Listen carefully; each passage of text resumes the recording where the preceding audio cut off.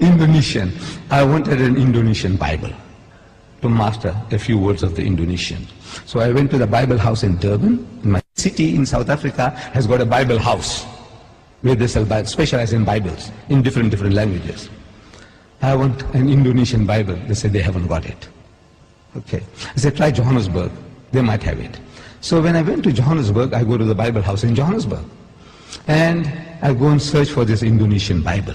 And I got it. And I'm looking in the shelves, some other books. I see a New Testament, Greek and English. Like we have the Quran, Arabic and English, Greek and English, a New Testament. I took that big volume out and I'm starting to go through that. And the supervisor of the Bible house is watching me. You know, with this funny headgear and this beard. He says, what this guy is doing with all these expensive volumes, because this was an expensive volume in which I took down Greek, English of the New Testament. So he comes up to me, he says, good morning. I said, good morning. He said, what makes you interested in these books? I said, no, I do comparative religion, and I have come across something here in this Greek English of the New Testament that can be of use to me. He found me an interesting character. He said, would you like to have a cup of tea with me? I said, no, I don't mind at all. So he took me into his office. I said, now, you know, we believe in Jesus. And this was something astonishing to this supervisor. And all the supervisors in South Africa of the Bible houses are retired reverends. This was a Reverend Dunkers. He's amazed. I says, you know, we believe in Jesus and in his miraculous birth. And so saying, I started repeating these verses from the Quran. That we believe. And when I read it, he said, no, this is the same like my book. What you are saying now, that when the good news is given to Mary, the mother of Jesus, in the Holy Quran, she says, قَالَتْ رَبِّ أَنَّ يَكُونُ لِي وَلَدٌ وَلَمْ يَمْسَسْنِي بَشَرٌ. She said, oh my Lord, how can I have a child when no man has touched me? Which means physically, sexually. No man has touched me. So the angel says, قَالَ كَذَلِكَ اللَّهُ يَخْلُقُ مَا يَشَاءُ. Even so, Allah creates what He wills. إِذَا قَضَى أَمْرًا فَإِنَّمَا يَقُولُ لَهُ كُن فَيَكُونُ. Whenever He decrees a matter, He merely says to it, be, and He wills it and the thing comes into being. So the Reverend says, man, this is the same as my book. I said, yes, on the face of it, it's the same. But if you look at it intently, you'll find the difference between my version and your version is chalk and cheese. You people know chalk and cheese?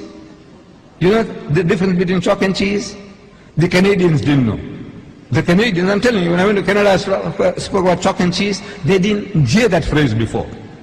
We, the English people in South Africa, we know, everybody knows chalk and cheese. Chalk and cheese may look like white, but it's that's poles apart. You can't eat chalk, but you can eat cheese. No? But the Canadians didn't know. The Canadians didn't know. I'm telling you. I don't know whether you people know. Difference between chalk and cheese. The poles are, in other words, poles apart. She said, how? I said, you know, in the Holy Bible, in the Gospel of St. Luke, we are told when this good news was given to Mary, the mother of Jesus, about the birth of the Holy Son, she says, how can this thing be when I know not a man? In the biblical language, know means sex. No to know means knowing sexually. Not she doesn't know a man. She knows her uncle, her fathers, her neighbors. Surely she knows other men. But no. No in the biblical language means sex. In the Quran it says, no man has touched me. Again, it means not touched me, means had sex. Both the Quran and the Bible are saying the same thing. The replies to them are revealing.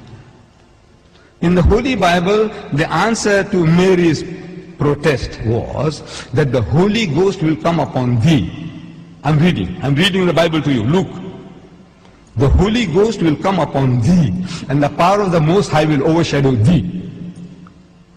Now that gives you a mental picture. The Holy Ghost is a person. That's what the Christians say. The Father is a person, the Son is a person, and the Holy Ghost is a person, but they are not three persons, but one person. I don't know whether you heard that expression before. But He's a person. This Holy Ghost will come on Mary.